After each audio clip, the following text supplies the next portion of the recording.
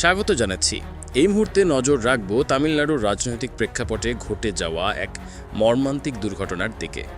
জনপ্রিয় তামিল অভিনেতা ও নবগঠিত রাজনৈতিক দলের প্রধান থালাপতি বিজয়ের নির্বাচনী সমাবেশে পদদলিত হয়ে বহু মানুষ হতাহত হয়েছেন। এই ঘটনায় মুহূর্তে পুরো কারুর শহর পরিণত হয়েছে মৃত্যুপুরীতে। দক্ষিণের জনপ্রিয় নায়ক থালাপতি বিজয় সম্প্রতি রাজনীতিতে এসেছেন এবং প্রধানমন্ত্রী নরেন্দ্র মোদীর বিরুদ্ধে এক প্রকার যুদ্ধ ঘোষণা করে রাজনীতির মাঠ কাঁপিয়ে দিয়েছেন। রাজ্যের বিধানসভা নির্বাচনকে সামনে রেখে তিনি চলতি মাসের শুরু থেকেই তার দল টিভিকের হয়ে নির্বাচনী প্রচার শুরু করেছেন। সিনেমায় যেমন তার দাপট ছিল, ঠিক তেমনি রাজনীতিতেও তার জনপ্রিয়তা তুঙ্গে।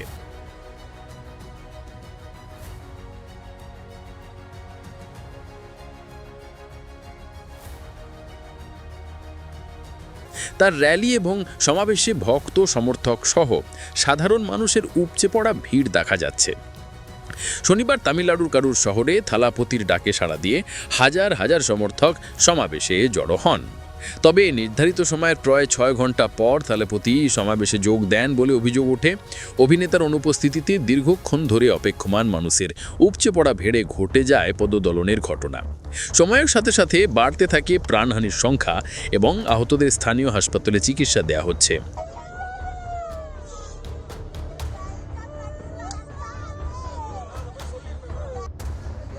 অব্যবস্থাপনার অভিযোগ ও ধারণ ক্ষমতা। এই মর্মান্তিক দুর্ঘটনার জন্য থালাপতি বিজয়ের দল টিভিকের পক্ষ থেকে সরাসরি আইন শৃঙ্খলা বাহিনীর গাফিলতিকে দায়ী করা হয়েছে। জানা যায়, সমাবেশস্থলে প্রায় 60,000 মানুষের ধারণ ক্ষমতা ছিল, তবে আয়োজকরা অনুমান করেছিলেন যে প্রায় 10,000 লোক সমাগম হবে। অন্যদিকে পুলিশ জানিয়েছে যে সমাবেশে কমপক্ষে 30,000 মানুষ যোগ দিয়েছিলেন। ঘটনার কয়েক ঘন্টা পর নীরবতা ভাঙেন থালাপতি বিজয়। সামাজিক যোগাযোগ মাধ্যম এক্সে দেওয়া এক বার্তায় তিনি জানান, এত মানুষ হতাহত হওয়ার ঘটনায় তার হৃদয় চূর্ণ বিচূর্ণ হয়েছে। এই ঘটনায় শোক জানিয়েছেন ভারতের রাষ্ট্রপতি দ্রৌপদী মুর্মু, প্রধানমন্ত্রী নরেন্দ্র মোদী, স্বরাষ্ট্রমন্ত্রী অমিত শাহ এবং কংগ্রেস নেতা রাহুল গান্ধী সহ আরও অনেকে।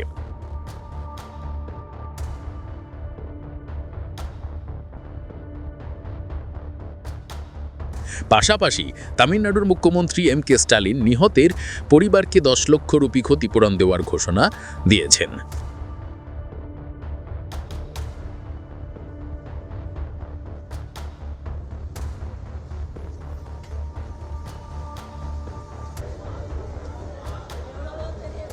We'll talk to you after once we have, let's finish this formalities first. Let's finish this formalities first. Let's do the investigation first. Okay, we'll talk to you after the investigation is completed. Okay, right?